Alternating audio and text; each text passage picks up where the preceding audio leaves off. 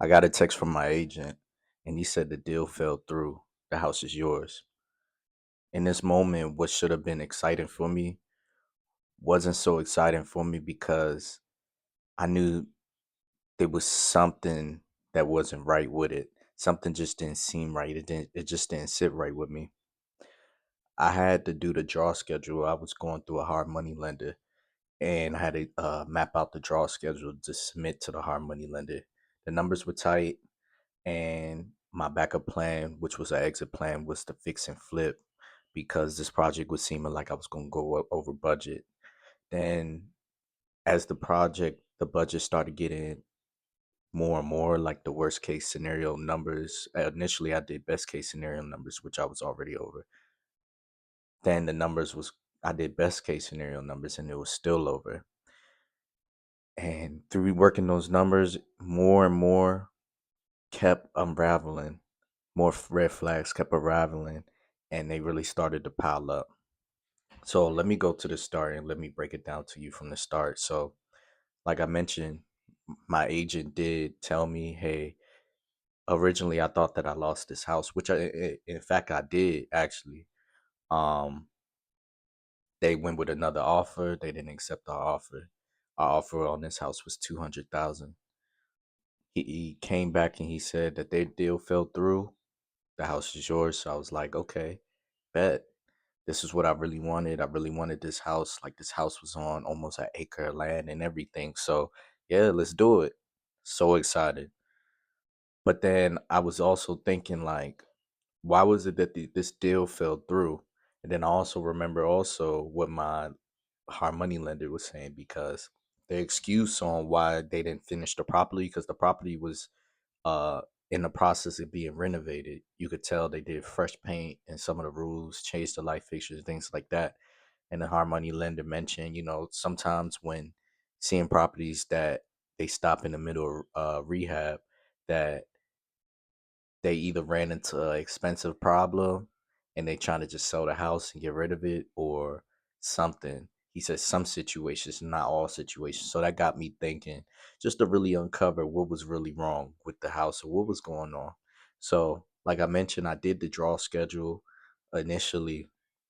Um, I believe it was like 30,000. The budget for this total project was going to be 100,000. Um, Best case scenario numbers was running me around, I believe it was 130 to 150,000. I reached out to the hard money lender to get uh basically an increase in rehab budget, but basically based on his numbers, it wasn't working out for him. So I was like, yeah, I understand. And he also advised me too, you put in be careful with how much more you putting into it out of your own money because you'll end up in a negative on this deal. And so I was willing to put in probably like 20,000 of my own money extra, but then that would also put me in a negative. So it was a lot of red flags with the deal already. And I believe that I was able to maybe work out the budget in best case scenarios down to like 17,000. And then at that point, I had thought of just using it as a fix and flip because I'll be a lot of the money, my money will still be stuck in the deal. I think I was gonna be it's probably gonna be around like 40, 50,000 still left in that house. So I wouldn't be able to pull out the money out of that house doing the bird method. So the next method that I had to go to, which was my exit plan, was the fix and flip method. And I was working out numbers as far as like paid taxes, federal taxes, state taxes on it. You gotta do the broker fees and the real estate fees and everything. After all those fees and everything, I would barely be profiting as much to go through all that stress that I would be going through on that property. So that was one thing, another flag that came into account with this property. So along with all of that, something else didn't sit right with me with this house. So I was really trying to uncover. So in the process, I was like looking at the BG&E because I had to fill out a BG&E application to get power started on this property because the property didn't have no power. So I was like, okay, yeah, let me go ahead and do that. um, that was cool. And then I had to contact the water people, but by the grace of God, when I did the walkthrough, basically like a final walkthrough with my contractor to get the numbers on what all the work would cost, he was asking me, did you check the water? Because we seen the water line was kind of exposed, like dug out through in the front because they planned on putting egress windows in the front. So, I wrote it down. I was like, yeah, that's something I got to do. I completely forgot. Thank you for reminding me. So I made a call the next day to the water company, and they basically told me, yeah, there is water to the house, but there's been a spike, an irregular spike in the water usage. And she said since January, there's been a huge spike, like a $600 spike in water that accumulated. Right now we're in October. So since January, I believe the last reading was the last reading was between the period of January and August, no, July. Between January and July, it was $600, which was hella high.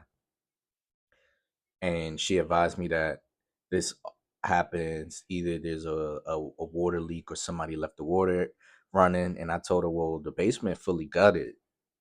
It shouldn't be any type of like leaks or anything like water running or anything. And when I was there, I didn't see no puddles or anything. Even upstairs, there was only like one bathroom that was really like usable, and there was no water running.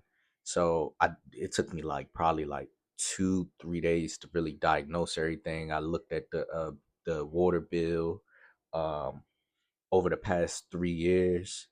Um and I looked at the water bill, and they had a water bill of 2,000 over since 2023. The last water time the water bill was paid was I think it was August 2023, and it accumulated 1,000 within 2 years, right? Yeah, 2 years, and that was another red flag. And then um between August 2023 to January um of 2025, it accumulated, I think it was around like 1,400 in water. So I did the average breakdown of what that would be every month over the course of like 16 months. And then I did 600 divided by those, what, between January to July. The numbers was off. You could see the spike. So there was definitely something wrong. So then I did some more research. I looked at the neighboring properties, and I seen that the last payment that they made was around the same time that it was made on this house, which was like August of 23. And they bill was only like, I'm not lying to you, like 200 and something dollars. So I was like, oh yeah, something definitely wrong. So my real estate agent, he went to the water people who talked to them to get a printout of the water, and he was able to, and they told him also, yeah, it's a abnormal spike in water usage. So we let them know, um, because we was damn near close. We had settlement. This was the day of settlement, and we uncovered this issue. So we let them know what was going on, and we was trying to put in a 2-week extension in place, and then while they go send a plumber to the house to diagnose the issue to see what was going on. So the plumber went to the house to see what was going on, and it was uncovered that it was a main water line valve leak, right? And I think they sent me the invoice that was like $700. But along with that, it was other issues, right? So remember I had mentioned that the draw schedule, right? So there was a lot of contingency problems in this draw schedule because the project was already over budget, but between 15 to 30,000. Um, so my hard money lender had told me all of the work has to be done under permits. You got pool permits, which I respect. It's better to do everything the right way. But the thing about it is there was already new plumbing that was ran throughout the entire basement, brand new plumbing. But and we asked them if permits was done. Is there any permits for the plumbing work? They said no permits.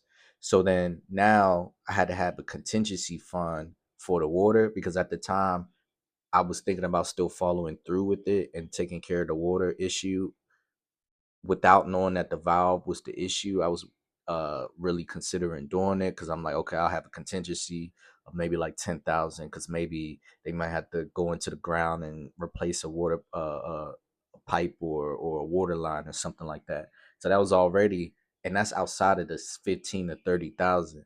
So then another contingency was the plumbing because I'm like, okay, so I gotta, as soon as I buy the house, I gotta get a permit, pull a permit for the plumbing to get the plumbing checked so the inspector could come and look at the plumbing.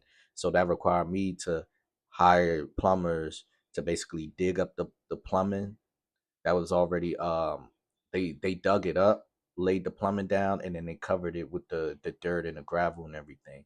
So the plumbers had to redig all of that up to show the trace of all the plumbing and everything for the inspection. So I automatically had to come out of that. But the other content, so that's not even the contingency. The contingency was if it don't pass the inspection, now I gotta pay plumbers however much just to redo all the plumbing work, or maybe not all the plumbing, but some of the plumbing work so it could be up to code and pass inspection. That's not something I was willing to risk. So already multiple red flags. So within the contract, they had to note any latent defects, which they did not mention. They did not mention that the house had a, a water bill, the unpaid water bill of 2,000.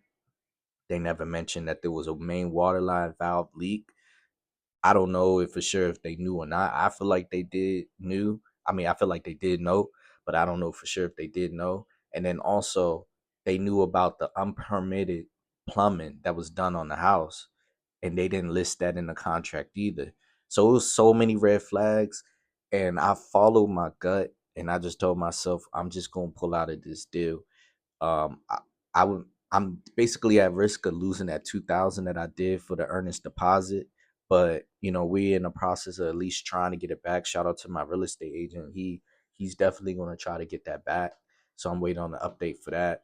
I understood what came with pulling out of the deal, that I am risking my earnest deposit, and my real estate agent did let me know, and it can get messy. That's one thing he did stress to me. It can get messy when it comes to all of that earnest deposit and the legal stuff, like at risk of getting sued or happen to take them to court just to get my earnest deposit back. And it can really get messy and be a long drawn out legal process. So um basically I didn't want to really do the long drawn out legal process, but I just let them know at least try to get it back. If you can't get it back, then I'll just take the L of the earnest deposit, because it's better. I'd rather take that 2,000 L than the put a down payment at closing. Cash the close amount was around like 53,000. I'd rather lose 2,000 than to have 53,000 stuck in a deal on a property that I felt was a money hole. So I trusted my gut feeling, and I could be wrong. I could have been wrong. I could be right. I guess we'll never know. But I just say this to say, trust your gut feeling. And don't ignore the red flags. And that's what I did. I didn't ignore the red flags, and I pulled out of the deal. And I'm ultimately honestly happy that I pulled out of it. So, still looking for the next opportunity, the next property. We still going at it. We got a couple ones that we looking at. And hopefully we can lock some in. Um, but yeah, that's all for today's episode. I had to take some time out just to, because it was stressful. This whole process of coming up to settlement was so stressful, especially trying to create a timeline of when I wanted to get everything done, which was like 2 to 3 months. Realistically, I wanted to do 2 months with 3 month of cushion. Well, 3 months, the one more extra month of cushion, which would make it 3 months in total. So mapping that out, as far as mapping out the uh the earnest deposit draw schedule, like even this sheet right here, this was the earnest deposit draw schedule that I was doing. So even doing that, and contacting BG&E to do the application and doing walkthroughs, and it was a lot. So I'm back in action. I'm gonna try to be more consistent with everything. Definitely fill y'all in more. I got so much more to do, so much more to talk about, and I'm excited to continue this process with y'all. So thank y'all. Like and subscribe, and thank you for following this journey with me, and hope to show y'all the success. Not hope to show y'all, but I will show y'all the success in real estate, whether it's the Burr method or flipping properties. It's important to always have an exit strategy, which I'm doing. So thank y'all, like and subscribe, and I'll see y'all at the next video.